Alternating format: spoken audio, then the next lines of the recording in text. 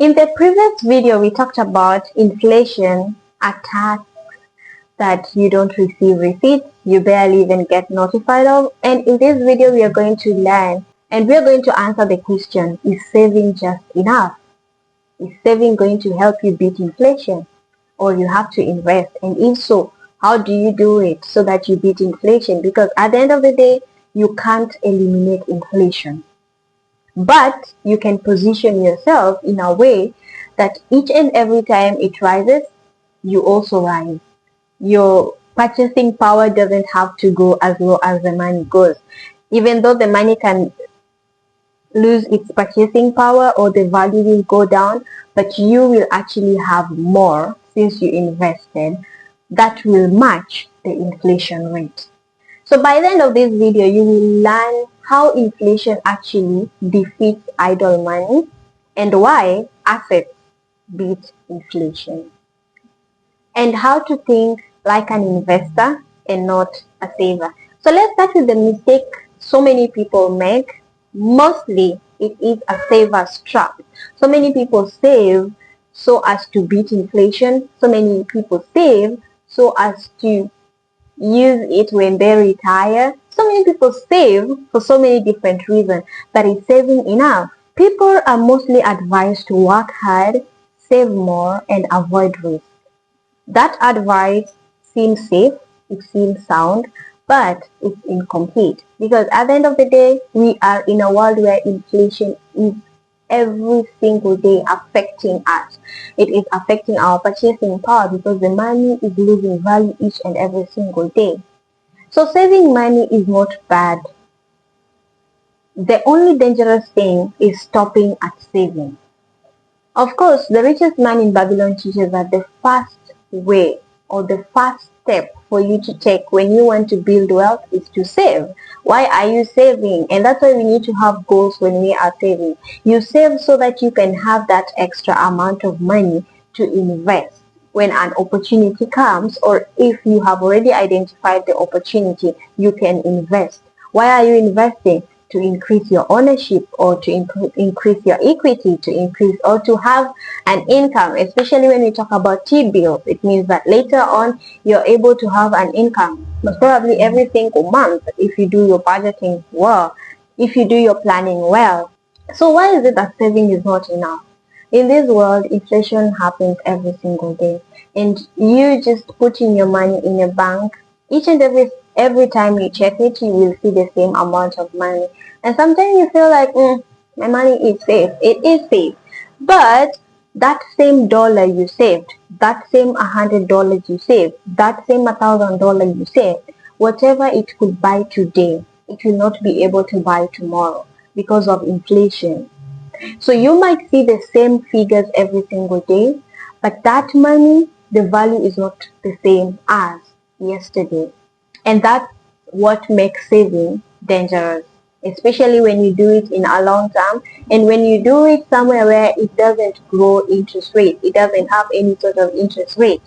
By saving in such accounts, you are like in a treadmill that is moving forward, but for you, you're moving backward. And that is so dangerous for yourself because you are disciplined enough to save, which is so good.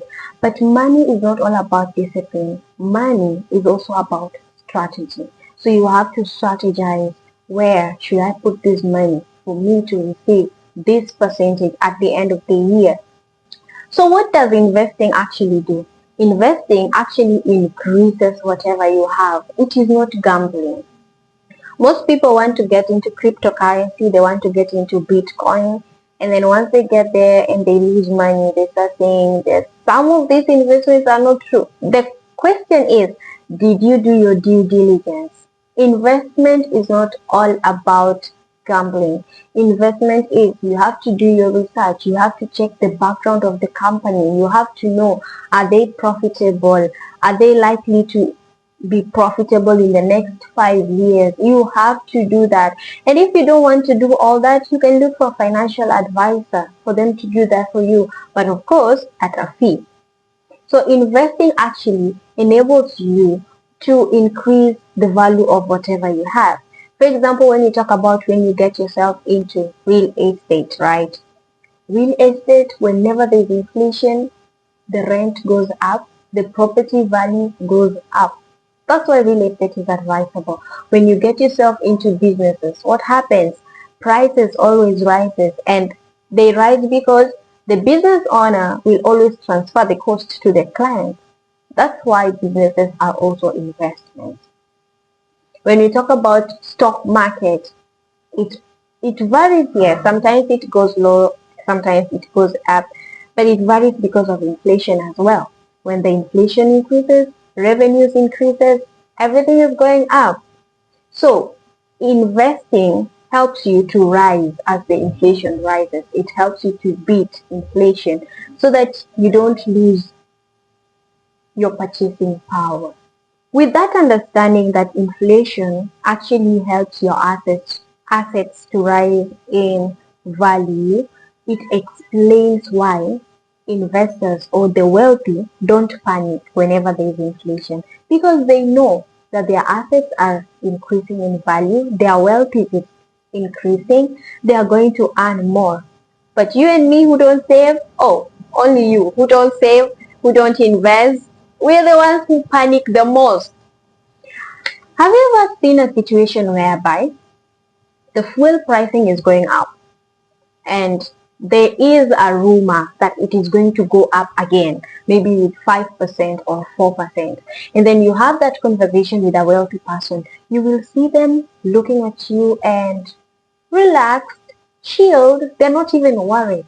After that, do you know what they do? They go sit down with their financial advisors. They tell them this is what the market is speculating. How true can this be? That is, they do their due diligence. Most of them, you'll find them buying the stocks of fuel because these fuels are companies. They do auction their stocks. They buy the stock. And if the rumors are true, who is going to earn? Them. That's actually what happens. And especially when it comes to election period, like right now, I know in Kenya, we're going to go for our election most probably next year. And people are asking, should I invest now or should I wait after the election for me to invest? Or should I invest during the election? That's a question I've come across so far from 3 people. And this is my take on it. Ensure you're as liquid as possible. Why am I saying you ensure you are as liquid as possible? Do your due diligence. Do your due diligence. Ensure you check the companies. There are actually companies that their stock prices increases during election. And then after the election, the prices goes back down again. And there are some which when they are approaching election, they go down. After election, they go up. So why am I saying stay as liquid as possible and do your due diligence? If you're as liquid as possible, it means you have access to cash. You are able to take advantage of opportunities whenever they arise. It means that once that one has gone down, you do your speculation and then you say, okay, it is going to rise by next year or 2027. You buy. And then next year when the price are rising, you can decide to sell or you can decide to stay. Now let me give you one key thing you need to understand when you're investing. Investment is not all about timing of the market. That is very important. For example, the example I've just given about you entering when it's low and when it's high you can sell. That is you timing the market. There are investors who just time the market. When it's low, they enter. When it's high, they sell and they go their way, right? But there are people who stay there for years and they actually make millions. So investing is about the time you take in the market. You will time the market so that you know when to enter at a very low price. Once you've timed it, stay for some time.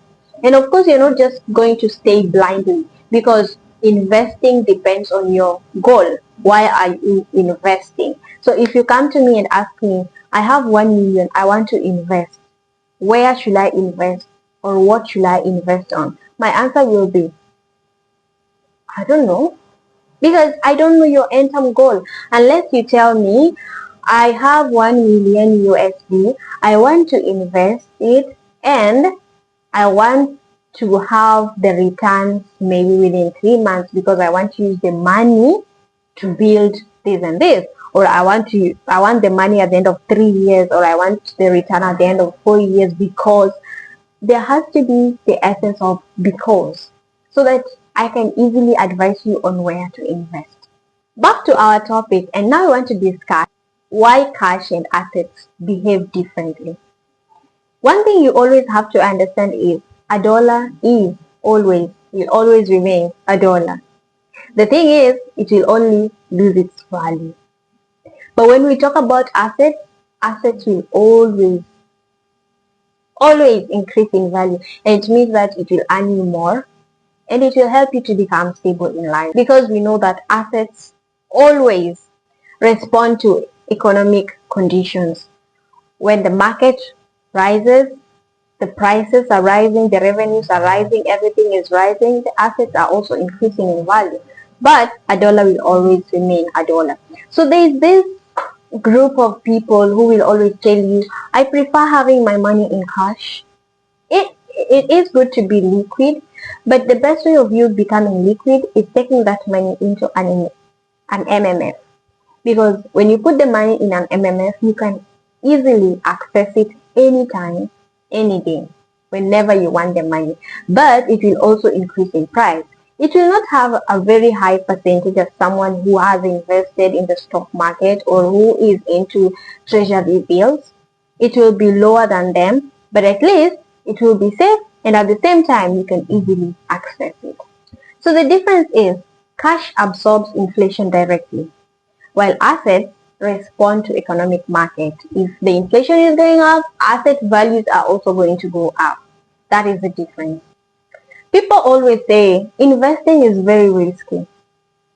But one thing they fail to ask, or one thing they fail to consider, is compared to what? Because if you're just holding your money, you're just holding the cash that you have and you're not using it, inflation is coming. It's going to lose value. That is very dangerous. It's better you take that money, invest it, leave it there for years. If you're not planning on using it for some years, then you can invest it and put it there. With time, it is just going to generate more, and it will benefit you at the end of the day. So if you are in a position of investing is too risky, I better just hold my money, that is a very risky position, please make a decision, strategize, plan yourself, invest. Because at the end of the day, what are you comparing investment to? Maybe inflation, which is actually going to make your money lose its purchasing power. So at the end of the day, investing is actually safe, depending on you doing your due diligence. One thing that investing actually does for you is to protect your purchasing power. Yes. However much it is going to give you returns over time, however much it's going to be risky and all those involved, but it is going to purchase your purchasing power by ensuring you have a return that matches the rate of inflation. Most of the time, if the inflation is at 1.8 or it's at 8%, it's at 7%, you will find these companies offering you an interest rate of 6%, 7%, 8%, and it's upon you to decide where do you want to invest into. So, you don't need to be wealthy for you to invest. You just need to be consistent.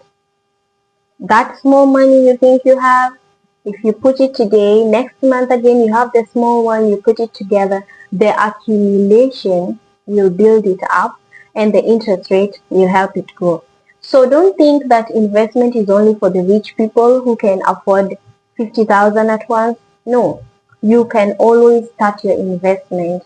So long as you do your due diligence, you know where you're putting your money, and it will grow with time. As it grows, you diversify. And this is how ordinary income beats inflation. Not by luck, but by strategy. You tell your money what to do. You control it. And it will help you. It will do the job for you. So have a shift in your mindset. And this is the shift. Stop asking, how do I save more? And start asking, how do I deploy better? What can I do best for me to invest more, earn more at the end of the day? At the end of the day, what matters is you investing and you having the control, you protecting your purchasing power. Because inflation doesn't destroy wealth, bad positioning does. But if you're well positioned, you will always build wealth. And that's why investing will always beat inflation due to the compounding interest that it will gain, and it will match the inflation. Thank you for watching this video. Stay blessed by the best and see you in my next video.